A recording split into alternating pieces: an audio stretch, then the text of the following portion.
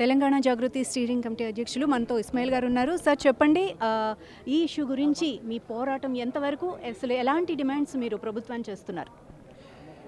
ఖమ్మం జిల్లాలో ఏదైతే ఇండ్లు కోల్పోయిన నిర్వాసితులు ఉన్నారో వాళ్లకు ఎక్కడైతే వాళ్ళు కట్టుకున్న ఇండ్లను కూల్చారో అదే స్థలంలో వాళ్ళకు ఇల్లు నిర్మించి ఇవ్వాలనేది మా ప్రధానమైన డిమాండ్. ప్రభుత్వం ఇప్పటికే తప్పుల మీద తప్పులు చేసింది. అక్కడ అర్హులైనటువంటి లబ్ధిదారులందరినీ ఇవాళ ప్రభుత్వం దౌర్జన్యపూరితంగా అధికార దుర్వినియోగంతో ఇళ్ళ పాపలతో ఇళ్లలో ఉన్న వాళ్ళని నిర్వాసితులు చేసి ఇవాళ వాళ్ళ హింసకు గురి చేసింది, మనోవేదనకు గురి చేసింది, వాళ్ళ ఆస్తిని నష్టం చేసింది. కాబట్టి ఈ ప్రభుత్వం తీసుకున్నటువంటి నిర్ణయానికి వ్యతిరేకంగా అక్కడ ఉన్నటువంటి పేదలందరికీ కూడా మళ్ళీ వాళ్ళ ఆత్మగౌరవం నిలబడేటట్టుగా, వాళ్ళకు సొంత ఇంటికలా నెరవేరేటట్టుగా ప్రభుత్వం చర్యలు తీసుకోవాలని, ప్రభుత్వం ద్వారా ఆ పని చేయించాలని దాని మీద ఒత్తిడి తీసుకురావడం కోసం మేము ప్రయత్నం చేస్తాం.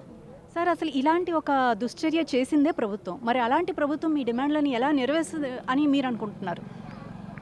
ప్రభుత్వాన్ని మెడలు వంచి, ప్రభుత్వాన్ని గల్లా పట్టి, ప్రభుత్వాన్ని నిలదీసి, ప్రభుత్వం నిగ్గు తేల్చి ఈ సమస్యను పరిష్కరించగలిగిన శక్తి, సత్తా జాగృతి అధ్యక్షురాలు కల్వకుంట్ల కవిత గారికి ఉన్నది.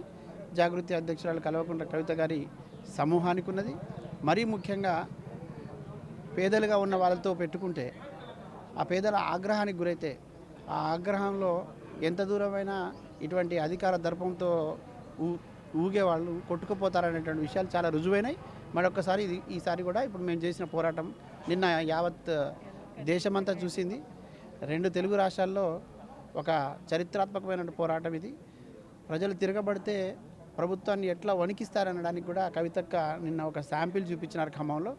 ఈ పోరాటం తప్పకుండా విజయం సాధిస్తుంది. ప్రభుత్వం ఖచ్చితంగా తల ఒగ్గక తప్పదు, తల వంచక తప్పదు.